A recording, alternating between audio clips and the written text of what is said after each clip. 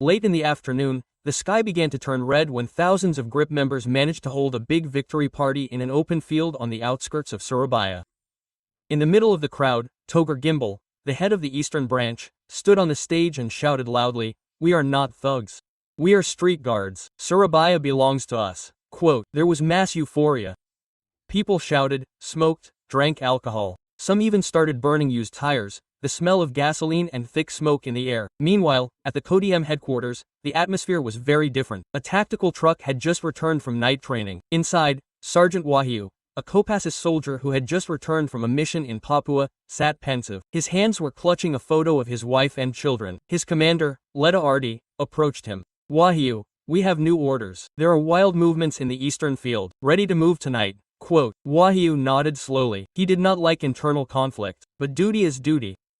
On the radio came a report that Grib's men had begun attacking small traders who refused to contribute to the security fund. At a small food stall, Sari, Wahyu's wife, kept her eyes fixed on the main road, where the sound of music and noisy motorbikes could be heard from the party field. Suddenly, 3 men in Grib camouflage entered, banged on the food stall table, and searched the drawers. "Ma'am, where's this month's security allowance? Do you want your shop to be saved or burned down?" Quote, Sari trembled as she tried to calm them down. But when she refused to give money, one of the thugs poured gasoline on the back of the shop. Demas screamed. Luckily, residents immediately came to break it up, but the trauma had already sunk in. The night was getting late. The residents held an emergency meeting. Tired and angry faces gathered. One of the older residents, Mr. Rafi, a former TNI fighter, said loudly, "If the authorities remain silent, we'll call in the real military. Grib Berjaya is no longer a mass organization. They are a lawless street force." Quote, everyone nodded. One of the young men immediately contacted an acquaintance at the KODM. Information that the Grib mob had begun burning residents' motorcycles spread quickly. On the other hand, 5 tactical trucks in a convoy, Kopassus, moved slowly toward the party location. The sound of heavy machinery pierced the night. Inside the truck, Wahyu prepared himself, his face tense. The commander spoke on the radio, "Remember, don't shoot unless it's an emergency. We're neutralizing the threat, not looking for war." Quote, but on the other hand, the Grib mob, aware of the military troops' presence, were provoked. They shouted, "The army is entering our village, ready for war. Gasoline is being prepared. Some are carrying Molotov cocktails. Fires are being lit." Arriving at the field without warning, a Molotov cocktail is thrown at the front truck. Flames lick the front tires. Warning shots are answered with stones. The atmosphere becomes tense. Sergeant Wahyu shouts, "Everyone retreat. This is a trap." But it's too late. 4 other trucks are attacked, windows smashed, tires burned, flames soar, 5 trucks burn, and 2 soldiers are seriously injured. At dawn at the KODM headquarters, Major Precicio, a senior KODM officer, stands in front of a large map of Surabaya. His face is tense, his jaw clenched as he hears the report. 5 tactical trucks are burned, 2 soldiers are injured, 1 has lost contact. Grib Berjaya is over. He turns to 2 men in black uniforms, not wearing rank insignia. They are members of Kopassus, a shadow reconnaissance and undercover unit. "Don't send soldiers, send shadows. We'll hit his heart, not his head." At the general hospital, Sari stands crying outside the treatment room. Inside, Wahyu lay, half his body burned while trying to save his friend trapped in a burning truck. His eyes never left the ceiling. A sergeant came and whispered, "Orders have been given. We won't be silent. You can join if you still have the strength." Wahyu turned his head slowly. His eyes were no longer red from wounds, but from revenge. He nodded once. Slowly but surely, in the middle of the night, Togar Gimbal and his men were partying again. They were drunk on victory. In the corner, 2 new young men, who claimed to be volunteers from out of town, offered cigarettes and coffee. But no one knew the cigarettes were laced with micro-trackers. One of the young men was Prakagiri, a shadow trooper.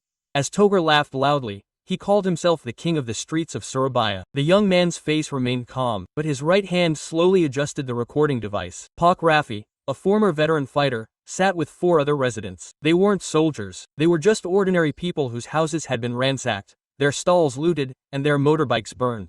But that night they agreed, "We won't be spectators. If you need someone to distract you, we'll go down first." Mr. Rafi held a strange necklace made of buffalo hide, a relic from the guerrilla era. His gaze was defiant. The spirit of youth returned. Togar Gimbal was again giving a speech in the middle of the field. But unlike yesterday, it wasn't crowded tonight. People were starting to get scared. The news of the burning truck had made them realize.